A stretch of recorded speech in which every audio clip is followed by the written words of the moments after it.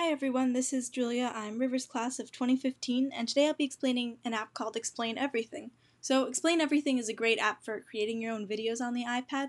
I don't remember whether or not it's free, but I don't think it was very expensive, maybe like 99 cents or $1.99. And it has a lot of really interesting features. It does take some getting used to, so it definitely has a bit of a learning curve, but once you learn all the features, it's pretty straightforward.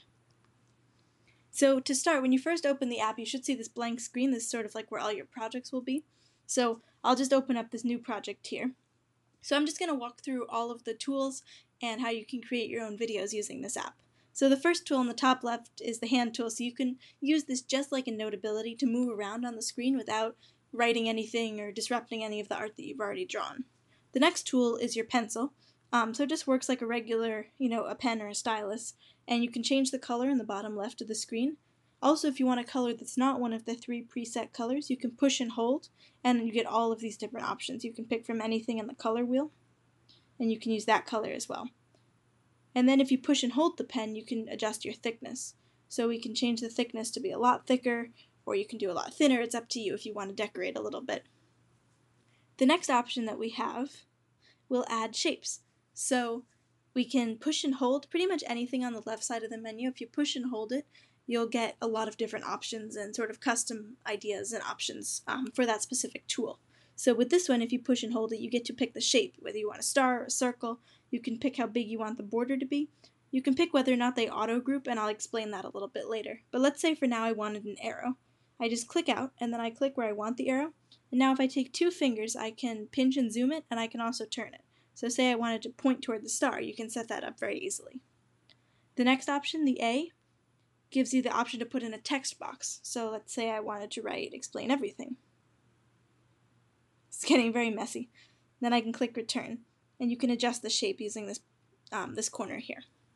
Now let's say I wanted to get rid of this. There's an X about halfway down the screen. If I click that X, I can click not the writing, but any of the icons or images that I've imported. So like Explain Everything that I just wrote, I can get rid of that. I can get rid of my star by pushing the X, and I can also get rid of the arrow. To get rid of writing, however, you have to go back to your pen tool, and then you'll notice an eraser showed up instead, and you can erase your writing with that instead. You can also use the undo button and the redo button.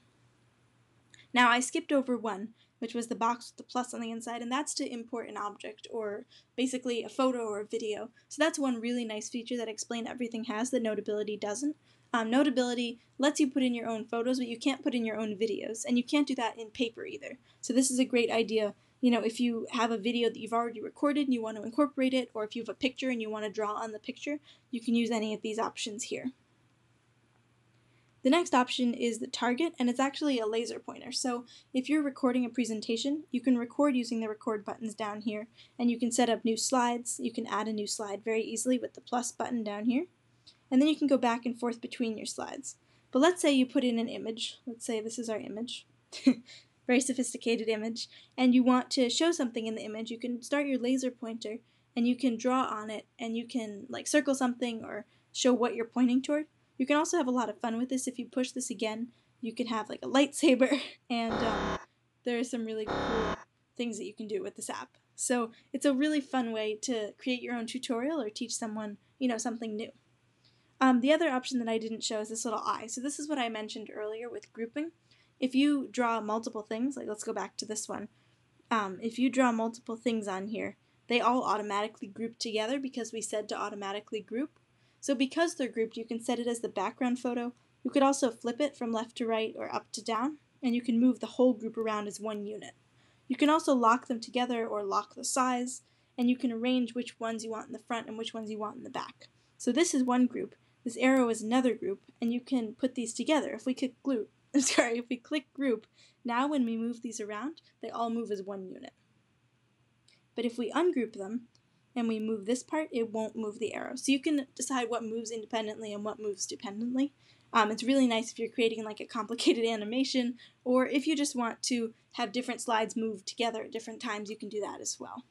And then the last two options in the menu are pretty basic. The first one is just a magnifying glass where you can adjust the size of your screen, and double tapping brings you back. It'll zoom you in on a particular spot. It'll also bring you back to like a relatively normal zoom if you get too zoomed in or too zoomed out. And then the last option is the presenter's view. So that'll give you a more limited options for your menu, but you can go between slides, and you can also see your different slides. You can skip around if you had more than 2 or 3, and you can add a new slide very easily too. So if you're in the middle of a presentation and you want to explain something, you can just add a new slide and then start your pen and start writing. So recording is the only other thing I haven't mentioned yet, and like I said, recording is down here. So you push the button to record, and then you can stop the recording and you can play it back and listen to it. Also, if you click the button that I just clicked in the bottom right-hand corner with the time, you can see all of your different recordings. And if you have multiple recordings, you can move them around, you can erase individual times, or you could delete it or fade it in. So if you want to overlap recording, again, like I said, you can get really complicated with this app, but say you have a few different interviews at different times and you want to move them closer together, you can move the audio so that they're closer. So that's one really nice thing. You can also lock one section of audio and you can add a new section on top. So if you wanted to put music in the background or something like that, that would be easy to do as well. There's also another button where you can replace your recording. So if you've created a presentation that you really like, but your recording didn't go very well, you can replace it, or you can mix it in where they both play at the same time, and you can adjust that too. So to save your recording, or to save your presentation in general, there are a few different ways to save it. The first button is the one furthest on the left, but all the way at the bottom right, and that's to export as an image. So let's say the slide that I've created here, I'll get rid of this slide right here, let's say this was a masterpiece and I wanted to keep it. I could export it as an image to my camera roll. But if I want to export the sound also, then you would do the next button over, which will export it as a movie. And you can actually export it right to YouTube or to Google Drive, so that's really convenient. If you need to create something for a school project, you can do more, and then you can export it as Google Drive.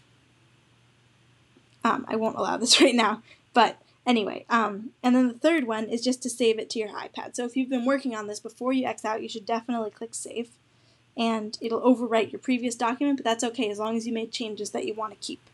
And then the Home button all the way over takes you back to your original home screen, and you create new documents by pushing the plus document button. That adds in photos.